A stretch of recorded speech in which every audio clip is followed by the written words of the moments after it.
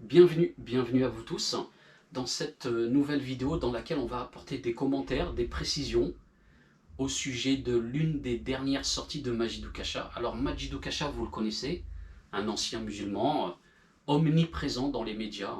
Vous le savez, dans les médias, la parole islamophobe est alimentée, omniprésente, soutenue. Et en face de cela, la parole musulmane prohibée, interdite, diabolisée. C'est un constat, hein, je ne suis pas complotiste. Hein. Il suffit de méditer la réalité du terrain, c'est un constat. Alhamdulillah. Alors bien évidemment, face à cela, il faut mettre une parole musulmane ailleurs, avec les moyens du bord, hein, réseaux sociaux, voilà, réseaux sociaux, YouTube, Twitter, tout ce que vous voulez, c'est les moyens qui sont en nos possessions, walhamdulillah. Donc Majidou Kasha a dit dans l'une de ses dernières sorties, il faisait la promotion de son dernier livre, qu'il avait quitté l'islam car il y a des interdits qu'il ne supportait pas. Donc il dit ce que je détestais dans l'islam, hein, c'est voilà, c'est le sens de son livre. Et il dit qu'il a grandi entre deux cultures, celle des libertés et celle des interdits islamiques. Alors voilà, des grands mots pour dire, c'est pour donner l'impression que quand tu es musulman, tu peux rien faire, tu es entouré d'interdits, etc. Vraiment, voilà, c'est assez caricatural quand même. Hein. Et donc je voudrais commenter cela, apporter des précisions à cela, et ça va être magnifique, Inch'Allah ou ta'ala. En tout cas, on demande à Allah Azzawajal que ça soit le cas, qu'il nous accorde la sincérité, qu'il fasse que cette vidéo soit bien utile pour moi et pour vous. Alors, avant de rentrer dans le vif du sujet, Alhamdulillahi Rabbil Alamin, wassalatu wassalam ala Rasulillah, toutes les louanges appartiennent à Allah Tabaraka wa Ta'ala, et que les bénédictions, les préservations soient sur le prophète Mohammed. Donc mes frères, mes sœurs, assalamu alaikum wa rahmatullah, et encore une fois, bienvenue à vous tous. Même si vous n'êtes pas musulman, restez jusqu'à la fin de cette vidéo, vous allez voir, si vous êtes de ceux qui sont assez neutres, qui désirent comprendre, eh bien, cette vidéo vous sera utile, Inch'Allah ta'ala. Alors, le mot islam signifie soumission. Vous l'avez compris, on commence à détailler pas mal de choses pour apporter des précisions aux propos de Majidou Kasha. Hein, et pourquoi c'est extraordinaire, on le verra à la fin. Donc l'islam, ce mot signifie soumission. Aslama, yuslimu, bon bref, le verbe, hein, il se soumet, mais pas soumission dans le sens d'humiliation, et pas dans le sens où l'utilise Éric Zemmour avec toute une série de calomnies, de caricatures, etc. Donc soumission au sens de l'être qui reconnaît ce qu'il est. Donc regardez, c'est une approche en français pour que le public francophone comprenne. Donc le mot soumission au sens où l'être reconnaît ce qu'il est, c'est-à-dire une créature devant son créateur. N'est-ce pas joli? Allahu Akbar. Et oui, hein, une créature devant son créateur. Alors, devant le créateur, la créature n'a plus qu'un seul objectif, concrétiser ce que veut le créateur pour accéder à son agrément. En disant ça, j'ai tout dit. Allah Azza wa Jal nous dit dans le Coran وَمَا خَلَقْتُ الْجِنَّ وَالْإِنسَ إِلَّا لِيَعْبُدُونَ. Je n'ai créé les djinns et les hommes que pour qu'ils m'adorent. C'est-à-dire uniquement pour qu'ils me rendent unique dans l'adoration. Et oui, hein, si vous vous posez ces questions existentielles, et tous les êtres humains se les posent, pourquoi je suis sur Terre, d'où je viens, pourquoi je suis ici, et où je vais après la mort, eh bien, les réponses à ces questions sont dans la parole d'Allah Tabaraka wa Ta'ala. وَمَا خَلَقْتُ الْجِنَّ وَالْإِنسَ إِلَّا لِيَعْبُدُونَ. Je n'ai créé les djinns et les hommes que pour qu'ils m'adorent. Donc on est sur terre, on vient d'Allah Azza wa Jal, le créateur qui nous a créés, pour l'adorer, le rendre unique dans l'adoration, ne rien lui associer, et vers lui est le retour. Et donc celui qui se conforme à cela, eh bien, sera dans l'agrément d'Allah Tabaraka wa Ta'ala, Inch'Allah Ta'ala. Et donc ça, ce que l'on vient de préciser à l'instant, c'est la finalité de l'existence humaine. Elle est posée ici, elle est vraiment posée dans une clarté absolue. et non pas le bonheur immédiat, comme dans la définition qu'auraient certains, selon leur définition, non pas dans la liberté sans borne, non pas dans la réalisation de soi, au sens occidental du terme, mais dans l'adoration. La finalité de l'existence humaine, elle est posée ici dans une clarté absolue, c'est rendre unique Allah dans l'adoration. Ne l'adorer que lui, car il est le créateur, sans rien lui associer. Allahu Akbar. Et là où ça devient intéressant, eh bien Allah Azza wa Jal nous dit dans le Coran, et méditez cette parole, et n'oubliez pas la parole de Majidou Kasha, qui n'est pas que la sienne. Je ne supportais pas, je détestais les obligations musulmanes, les obligations religieuses, etc. Oubliez pas sa parole, et écoutez bien la parole d'Allah Tabaraka wa Ta'ala que je vais vous dire là maintenant, et méditez profondément. Que dit Allah Azza wa Jal? Afara'ayta man ittakhadha ilahahu hawa. C'est-à-dire, n'as-tu pas vu celui qui prend sa passion pour sa divinité? N'as-tu pas vu celui qui prend sa passion pour sa divinité? Passion, désir, vous connaissez, ses envies, etc. Voilà.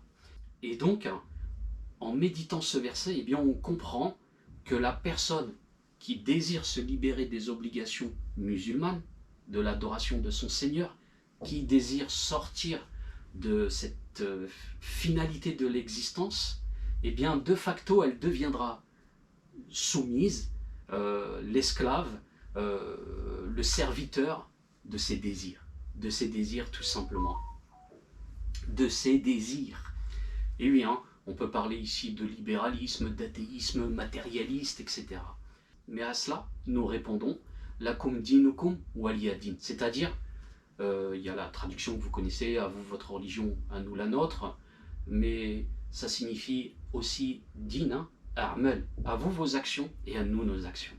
Et donc, il y a dans cette vie des réalités qui font que les gens se divisent entre ceux qui suivent les ordres d'Allah, leur créateur, et ceux qui suivent leurs désirs. Et à cela, nous disons, à vous, vos actions, le suivi des désirs, des passions, et à nous, nos actions, les ordres d'Allah Azza wa Jal, les interdits d'Allah Azza wa Jal, Allah le Tout-Puissant. Et donc, lui, il détestait les interdictions comme la prière obligatoire, comme le jeûne obligatoire, comme la zakat, donner l'argent aux pauvres, etc. Et il détestait ces obligations, et il détestait les interdits qui sont évidemment l'alcool, les drogues, la fornication. Il y a beaucoup de choses dans les interdits d'Allah Azza wa Jal, dans l'islam. Et donc il détestait cela, et ça l'a fait apostasier. Pourquoi? Pour aller vers autre chose. C'est ce qu'il disait, les libertés, et donc de prendre pour divinité la passion. Vous voyez? Alors oui, effectivement, l'athée, le matérialiste, il ne peut pas vraiment comprendre cela, que la vie est une épreuve. Et donc pour lui, à partir du moment où il va voir des croyants qui adorent leur Seigneur, ça ne va pas passer. Voilà, c'est dans son prisme, ça ne peut pas passer. Mais pour le croyant, c'est le but. Concrétiser le fait de rendre unique Allah Azza wa Jal dans l'adoration. Et donc d'être soumis à ses ordres, à ses interdits. Et l'épreuve, c'est évidemment le chemin obligatoire. On a donc le but de la vie, celui-ci, mais l'épreuve, al-imtihanat, les épreuves, c'est le chemin obligatoire. Et oui, Allah ne nous a pas placés dans cette vie, sur cette terre, dans un paradis anticipé, mais dans un monde de tension, de manquement, de manque, de contradiction. Précisément pour que notre choix de l'adorer ait du poids. Et oui, ait du poids. Allah Azza wa Jal ne veut pas de robots, il veut des serviteurs qui choisissent. Et Allah Azza wa Jal dit dans le Coran, وَلَنَبْلُوَنَّكُمْ بِشَيْءٍ مِّنَ الْخَوْفِ وَالْجُوعِ وَنَقْصٍ مِّنَ الْأَمْوَالِ وَالْأَنفُسِ وَالثَّمَرَاتِ وَبَشِّرِ الصَّابِرِينَ. C'est-à-dire, on va vous éprouver avec la peur, avec la faim, avec un manquement dans les biens, dans les âmes, c'est-à-dire la mort d'un proche par exemple, un manquement dans les récoltes, et annonce la bonne nouvelle aux patients. Annonce, écoutez bien cela, annonce la bonne nouvelle à ceux qui patientent. C'est-à-dire que malgré les épreuves, eh bien, il concrétise l'adoration sur terre, le fait d'adorer Allah sans rien lui associer. Pourquoi? Parce qu'ils sont soumis. Ils savent qui ils sont en tant que créatures devant leur Créateur et ce qu'ils lui doivent. Allahu Akbar. Et une chose très importante qui va, et c'est pour cela que je vous ai dit que cette vidéo va amener des choses qui sont très très belles. Celui qui prend ses passions pour divinité, eh bien il doit se remémorer, et le croyant hein, qui persiste et qui patiente sur le droit chemin, il doit aussi se rappeler cela, évidemment. Le prophète Mohammed sallallahu alayhi wa sallam nous dit Huffatil jannatu bil makarih wa huffatin nar bi shahawat. Le paradis est entouré d'obstacles, d'épreuves, de choses voilà, désagréables, hein, alors que l'enfer est entouré de désirs et de passion. Méditez ce hadith dans lequel le prophète sallallahu alayhi wa sallam nous dit que le paradis est entouré d'épreuves, de difficultés, donc des obligations, des interdictions, etc. Des choses qui demandent des efforts, alors que l'enfer il est entouré de quoi? De passion. Donc voilà, c'est franchement extraordinaire et ça nous remémore, ça vient compléter la parole de Majid Doukacha et pourquoi il a apostasié. Allahu Akbar. Et c'est extraordinaire, franchement c'est extraordinaire. Et donc il faut aussi savoir une chose, et là je vais parler à vous tous, à nous tous, surtout les musulmans, que l'islamophobie qui est entretenue, l'islamophobie d'atmosphère et tout ce qui va avec, eh bien oui, c'est une épreuve contemporaine. On a dit, l'adoration c'est le but, unifier Allah. Et l'épreuve c'est le chemin qu'il faut emprunter de manière obligatoire. Et l'islamophobie qui est autour de nous, distillée, alimentée, entretenue, financée, eh bien c'est une épreuve contemporaine. Oui, hein, c'est qu'il y a quand même pas mal de choses nouvelles. Pourquoi? Il y a les médias, tout ça, vous connaissez. Donc c'est vraiment subtil, mais en même temps très corrosif. Il y a une pression phénoménale. Et elle pousse des gens qui sont en manque de foi, qui ne connaissent pas leur religion, qui ne l'ont pas étudiée, possiblement vers les portes de l'apostasie. Ce sont des choses qui arrivent.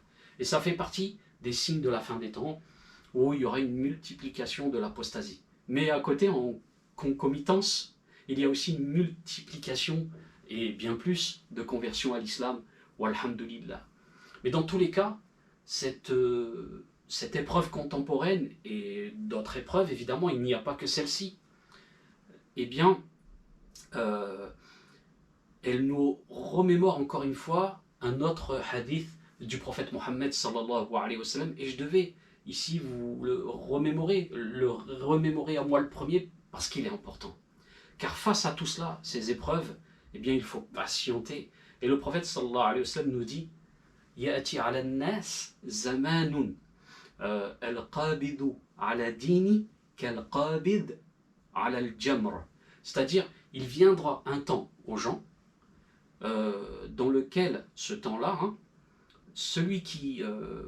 c'est-à-dire celui qui tient fermement à sa religion, c'est comme celui qui tient une braise dans la main. C'est-à-dire, ça sera excessivement très dur d'être un bon musulman avec toute cette ambiance, toutes ces calomnies, tous ces mensonges, toutes ces décontextualisations, tout cet anachronisme qui sert les intérêts de l'islamophobie, de la haine de la foi musulmane, des musulmans, de leur foi, etc.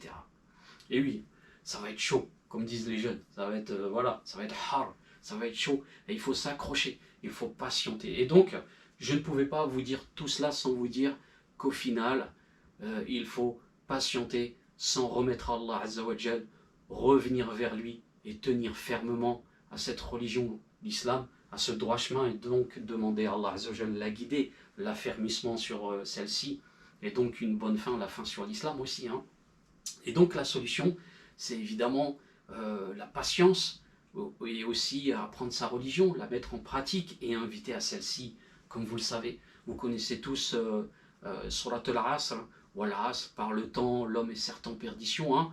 Innal insana lafi khusr illa alladhina amanu wa amilu salihat. Sauf, donc l'homme il est en perdition. Par le temps, l'homme il est en perdition, sauf ceux qui ont cru et qui ont fait les bonnes actions et qui se sont enjoints mutuellement la vérité. Donc il y a la prédication, l'invitation à l'islam et qui ont patienté. Qui ont patienté. Et donc c'est cela la solution. Et Allah Azza wa Jal nous dit dans le Coran, et Allah Tabaraka wa Ta'ala nous dit dans le Coran, Ya ayyuhalladhina amanu ista'inu bis sabri was salah. Inna Allaha ma'as sabirin. Oh vous qui avez cru, comment dire ça, cherchez refuge, voilà, auprès de la patience et de la prière. Et Allah Azza wa Jal est avec les patients. Et n'oubliez pas, Allah Azza wa Jal nous dit aussi qu'il y a à travers cela, cette patience, ce droit chemin, hein, persévérer dessus, eh bien une énormissime récompense, sans limite, bighayri hisab, sans limite. Allah Azza wa Jal nous dit dans le Coran, innama yuwaffa as-sabirun ajrahum bighayri hisab. C'est-à-dire que les patients, Allah il va leur donner leur récompense sans limite, sans calcul, ça va être immense, ça va être grandissime. Allahu Akbar. Et donc, toutes ces réalités qu'on vient d'évoquer, cette islamophobie, etc., ces épreuves, vous le savez, tout cela, ce sont des épreuves qui sélectionnent. Et ce qui sélectionne va faire une distinction entre le bon croyant, celui qui suit, qui se soumet, celui qui veut l'agrément de son créateur, ça va faire une distinction entre lui, et celui qui se refuse à cela et qui veut suivre ses passions. Et donc je pense qu'à travers, voilà, c'est la conclusion de cette vidéo, et je pense qu'à travers cette vidéo, eh bien, on aura apporté quelque chose d'essentiel pour venir compléter, hein, je dirais, ce qu'a dit l'apostat notoire Majidou Kasha. Donc sur ce, je vous laisse, et je vous dis à bientôt pour d'autres vidéos, mais avant toute chose, n'oubliez pas que nous avons, alhamdulillah, produit certaines choses qui seront utiles, en tout cas je l'espère. Par exemple, on a fait un livre qui réfute le premier livre de Majidou Kasha, Il était une fois l'islam. Je vais vous le présenter. Il était une mauvaise foi, Majidou Kasha. Donc il est en format A4, hein. Il y a 460 pages. Je réfute son premier livre. Et il y a vraiment une réfutation de la plupart des ambiguïtés qu'il distille. Et toutes les personnes qui sont sur ce chemin de l'apostasie engagées, eh bien, relaient ce que a dit Majidou Kasha de manière générale. Donc vous trouvez vraiment tout là-dedans, quoi. Walhamdulillah. Donc il est présent dans la boutique Beit Muslim. Et n'oubliez pas que si vous voulez soutenir une parole musulmane comme celle-ci, vous pouvez la soutenir en rejoignant notre Patreon, dans lequel on met des articles, des vidéos, on mettra aussi des cours, etc. petit à petit. Donc n'hésitez plus, rejoignez-nous sur le Patreon Islam et Culture. Hein. Je mettrai les liens à l'écran, Inch'Allah. Donc sur ce, je vous laisse et je vous dis à bientôt. Aqulu hadha wa astaghfirullah li wa lakum innahu huwal ghafurur rahim. Assalamu alaikum wa rahmatullahi wa barakatuh. Qu'Allah Azza wa Jalla vous préserve tous.